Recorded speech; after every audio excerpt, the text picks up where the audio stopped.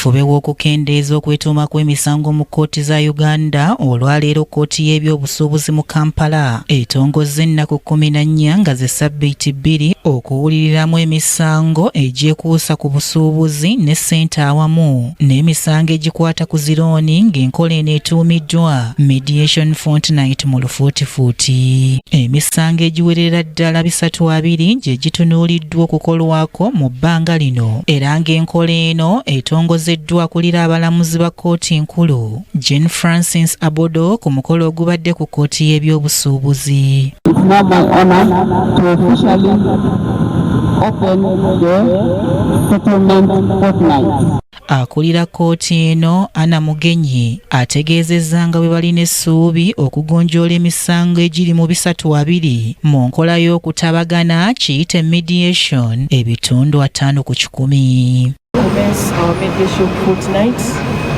focusing on banking, loans and credit sector. We have been preparing for this mediation fortnight for the last 2-3 months. We have more than 320 cases lined up for mediation. We have about 22 mediators ready to mediate these cases. Omulamuzi Andrew Kauka nga yakulira Judicial Training Institute yeebazizza Ssaabalamuzi wa Uganda ne bekikwatako bonna olw'akaweefube ono obw'okukendeeza ku kwetuuma kw'emisango okuyita mu kugigonjoola okuyita mu kukkaanya. Ono era atangaazizza ku buse bwa shillings obusoba mu 7 obutubidde mu kkooti eno bwe baluubirira okununula mu wiiki 2. Obweyogera kutugenza oyogera ku buse obuli wano buyitirivu. You can just imagine nti emisango gye twakawandiika ekigenda okuyisibwa mu nkola eno giri bilioni 7. So kiba nti giri bilioni 7 giri emisango 350 ate emisango egitudde wano mu kkooti giri mu 89. Akati emisango 350 ekiba nti givalira jjo eri mu bilioni 7.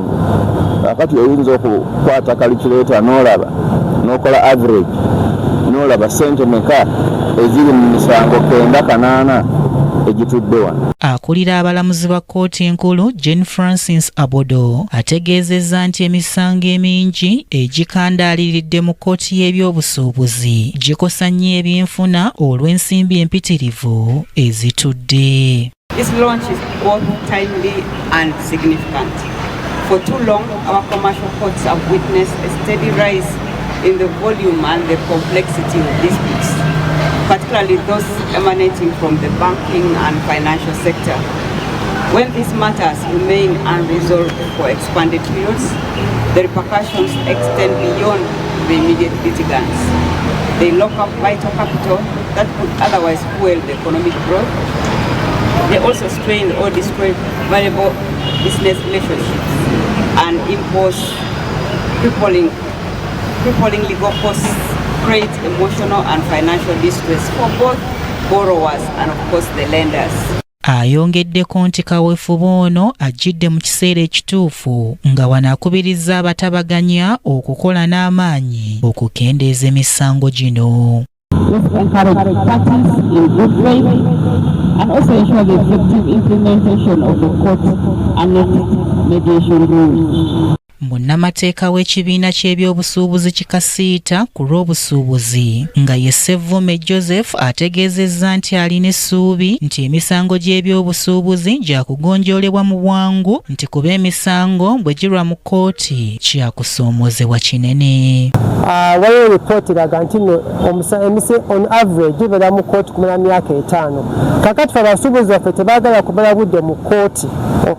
Tuneeyo ensonga eyo tubasanyufu nnyo okulaba nti tufunyeyo mediation eyo fortnight number weeks 2 era twesunze nnyo okulaba nti emisango gyaffe mingi gikola ki gigenda kugonjoolebwa mu ngeri ennungi. Naluwayira Joel okuva mu Bankers Association atangaazizza ku misango gye basuubira okukolako nga yeebazizza ekitongole ekiramuzi olw'akaweefube ono. Naye nga kijja tuyamba okumaliriza egyo emisango egiri mu kkooti nga saawa zino wenjogerera emisango 326 gye giri ku gye giri ku schedule ey'emisango egigenda okuteesebwako mu kino ekiseera ekyewiiki 2 era nga nsuubira nti we tunaamalirako tunaaba tuguddewo ng'egisinga tugimaliriza. Omuwandiisi wa kkooti eno ey'ebyobusuubuzi Kyemiri Jessica ategeezezza nga bwe balina abatabaganya 20 abeeteefuteefu okutabaganya emisango gino. Tegese sabiti 2